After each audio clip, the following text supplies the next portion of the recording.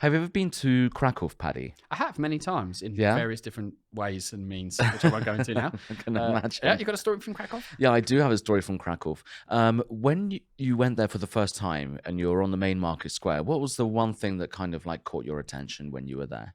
I'm tempted to say the comely lasses of Krakow or the little minis that always seem to be in the Stadionnet, but it's true that the little churchy thing with the man, what's it called, the Hey Now. Hey, no, Yeah, exactly. I think you're going in that direction. I am going in that direction. There is a story which I really want to talk about for this episode, and that is that the Bugler Ah, in Kraków. Well, it's not just one. There are 7 of them. But one of them, after 24 years of playing the bugle call on the hour every hour in like kind of really long 24-hour shifts, he's retiring. they do 24-hour shifts. Oh yeah. So set one man, one person. Two for each people. level.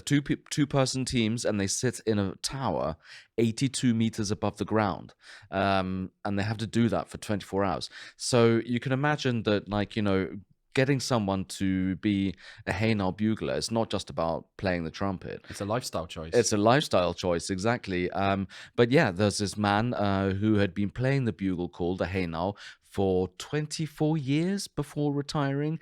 He started learning the trumpet when he worked for the volunteer fire service. John, I'm sorry to interrupt, but do yeah. they share the bugle or do they have it socially distanced in some way? Well, I Each? mean, the thing about the Haynau, so this is the kind of Krakow bugle call, is that the guy, he plays it 4 times on the hour to the 4 corners of the earth. So Ah, north, south, east, and west.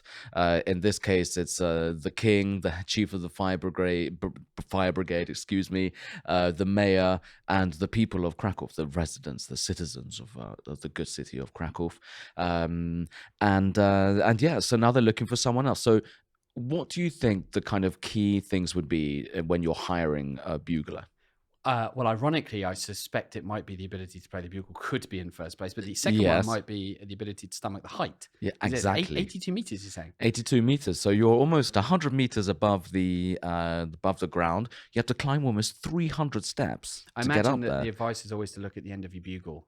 Just keep focused on the end of your bugle. Exactly. And don't look down. Exactly. And when you end up blowing that horn, you got to watch out not to look down while you're doing that, 'cause otherwise you could just fall through the window while you're playing. You don't want that. Stomach churning stuff. Exactly.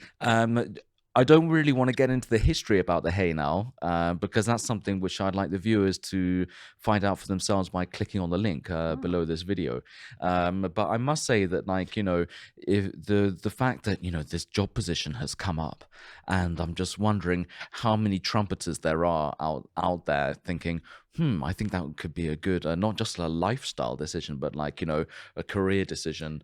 Imagine just kind of climbing up and down for 24 years. Because you could mechanize that quite easily and just have a little mechanized trumpet player that would come out and then be wheeled back in again and make it all electric, and then you'd save yourself. Boring. What do you know? Is there information about salary in this story? At all? No, but the thing is that, like, the bugle callers, they are employed technically by the state fire service.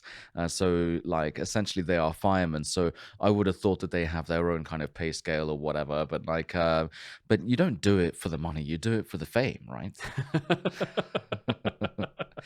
As someone who did all the stations for the Warsaw Metro said. Yeah, what a job. I mean, I think it's the thing about being isolated at the top of the tower, but in today's world, perhaps that's the safest place to be. Well, I mean, like, if you have your phone, like, I suppose you could while away the time. Just remember to kind of play it on the hour every hour. It's a But there's you're catch-22. next door to a big, kind of rather big bell, though. So John, is there any be way hard to miss it. you could imitate the noise of the Hey Now? I know what it is, but I can't. Do you want me to do some popping? Eh. How about that? That's going to sound really good. Yeah, I feel like more might come out. But you can add some No, special effects into nothing more is going to come out for now. I suppose our readers will just have to go down to Krakow to listen to it for themselves. that. Hey Now. Or Hey Now. Na, na, na. All right, great story, John.